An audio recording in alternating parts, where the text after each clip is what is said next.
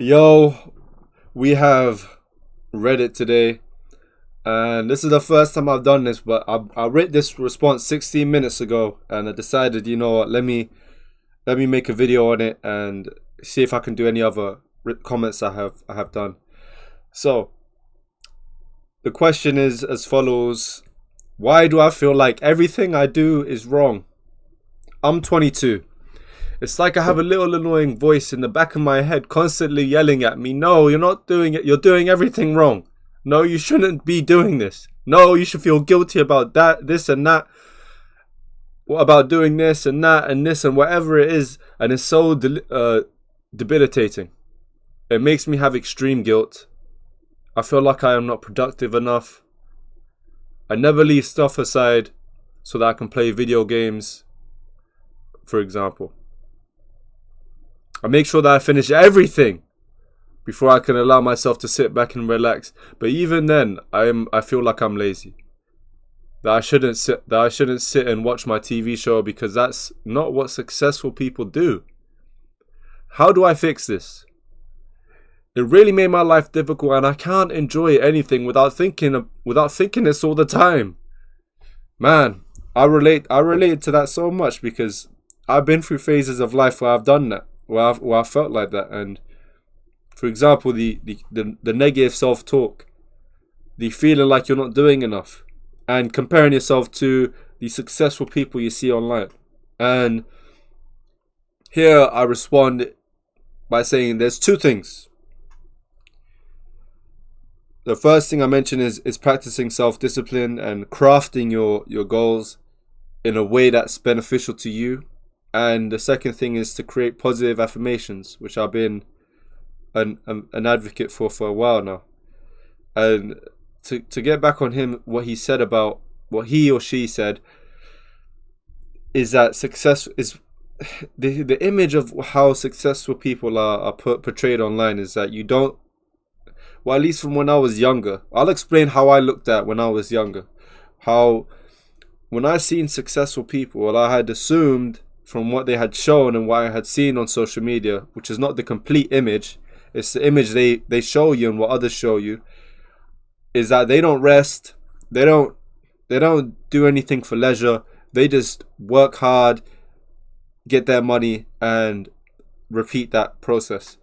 However, in reality, you need time for leisure, you need time to relax, to cool down, and like how in my last video I mentioned in my newsletter insights, if you haven't seen that, check it out. It's a very important one about balance and how important balance is, because you need to kind of satisfy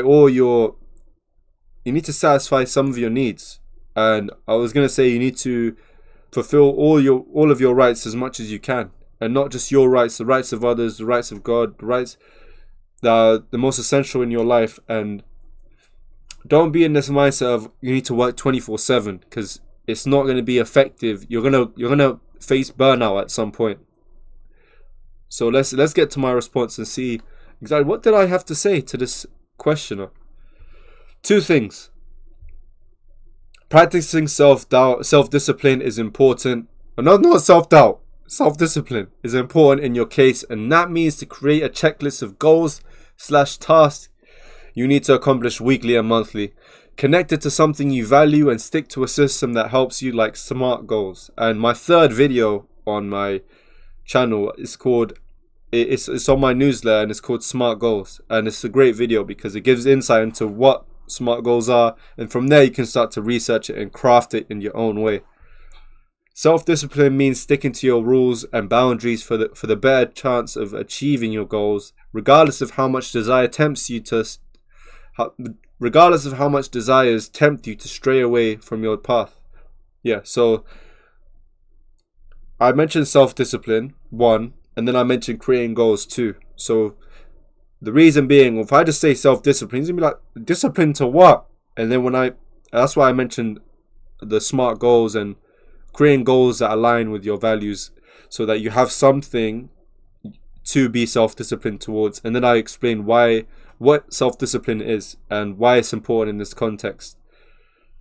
Number two is positive affirmations. And before I get into it, I should have mentioned in my response Well, this is a visual response. So if this person watching this, Erie Right Glow, if you're watching this, please forgive me for not putting this in the written response.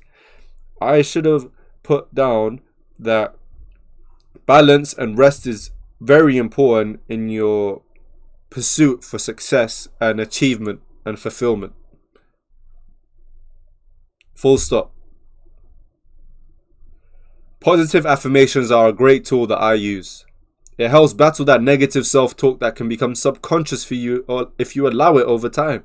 And meaning not if you allow it in a way that you just allow it to happen, allow things to happen. You sometimes, well, in my case as well, that it just happens in your way of conversing.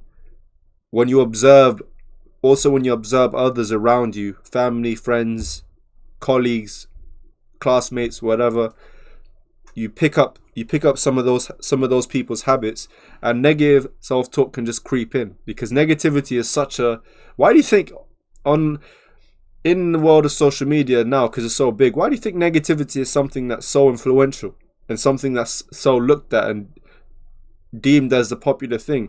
Because it's something that's attractive to our minds, unfortunately. And like most things, we're attracted to the things that don't benefit us. So negative self-talk and thoughts can seep in and become something of a subconscious routine that you fall into, and it's just a habitual disadvantage. If you consciously repeat positive affirmations daily that are aimed at boosting your mood and self-belief, you can force a shift in your thought patterns to something more positive, and over time you can build a subconscious system that's foundation is positive talk. So the same way that negative self-talk, which started off as a conscious thing that you did for a time, became subconscious, you can do that same routine and method for positive self-talk. If you consciously make it a part of your system, over time it will become something subconscious if you are dedicated to doing it and fully believe in the things that you are saying. This helps me a lot in my journey, and I hope this can be of value to you. I'm 22 like you. I'm just 22 like you. So I'm still learning. So age is not the end all be all. It is the mindset that makes all the difference to all your actions and results. I believe that. I definitely believe that. Even though I wrote that 20 that. So even though I wrote that 20 minutes ago, I still believe that sentiment, that it's not the age that's the only factor. It's the mindset that makes all the difference. Now let's see. I haven't actually scrolled from top to bottom before. This will be my first time. How do y'all not get overwhelmed by all the books, articles, and podcasts? Focusing on one thing at a time reduces concern over how much there is to do. The farmer that gets things done doesn't worry about how big the field is and how much work he has to do. He gets started with the first section and focuses on what's in front of him. So, that's bien. That's some bien work right there. Very true. So, if you feel overwhelmed by how much content there is to consume and absorb and learn from, focus on one at a time. The same way a cake with like 12 slices can look so much as a whole, if you focus on just one slice at a time, it's not so big anymore. Take that slice and put it on a plate. Now it's just a slice of cake. So in that same way, focus on one thing at a time and break things down. Don't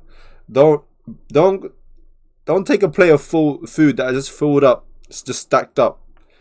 You know what I mean? Don't stack your plate over pancakes. Just have one pancake at a time.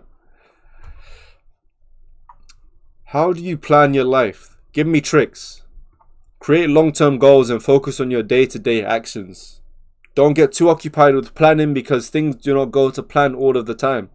Keep in mind your long-term goals and stick to your values. Yeah, very important to have that. It's the opposite mindset. It's opposing things when you say think long-term, but focus on your day-to-day actions. But it's something that it can coexist. It's not something it cannot exist together. You can create a long-term goal and focus on the daily steps you can take towards that goal. And that is a very effective way to approach things. Let's see. How can I actually start loving myself? One great way is using positive affirmations that you personalize for yourself. This has helped me improve my self-esteem and confidence. Okay, so this next one looks like a very lengthy one, and I will dedicate another video to it, which you will see hopefully the following video after this. So make sure you check out all the videos I posted this week. Support me in some way, and thank you.